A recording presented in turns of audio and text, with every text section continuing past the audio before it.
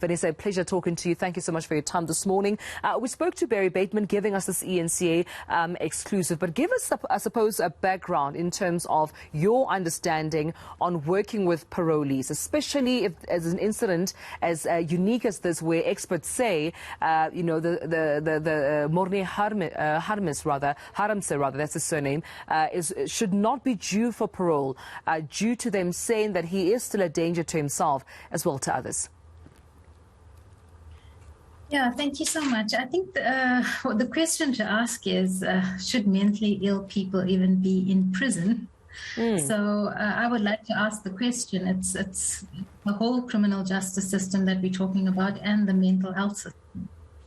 So if we look at Morne, and I know you asked the question, is the parole system failing? But I don't think we can blame the parole system itself. We have to look from the beginning. If he was diagnosed with a mental illness or personality disorder, or whatever it is, he should not have gone to prison in the first place and received kind of treatment in a mental or psychiatric facility or mental health facility.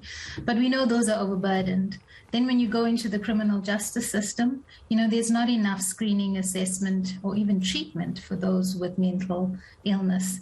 So when they are released on the parole system, it's if they have seen a psychologist. In the 2015-2016 Judicial Inspectorate report, they said there's 79 psychologists to 161,000+ inmates, and even lesser psychiatrists. So we should ask the question: was Morne treated in the prison system, and then when he was released, was he released into a mental health? Could it be a brain chemistry? Did he need medical, treatment, medication? So it's this whole system that we have to relook at, and looking at risk assessments and actuarial tools and screening tools that will help us understand what we're dealing with.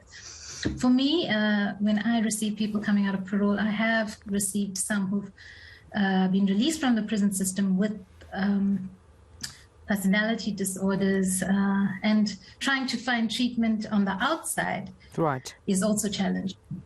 So you raised quite an important point, Vanessa, if I may just jump in there, around, whether or not he was supposed to be placed in the system in the first place, in prison, that is. Where are some of the challenges, suppose, in your work do you find between mental health and, the prison system? Well, it's a huge challenge, and we've talked about this over and over again, about how we need to boost our mental health system. I mean, given our country with high rates of violence, coming from histories of oppression and all kinds of things, our people, are traumatized, and that has been continuous trauma, compounded trauma, and of course we're going to have mental health issues. 75% of the South African population is undiagnosed with that. So we definitely need to look at mental health.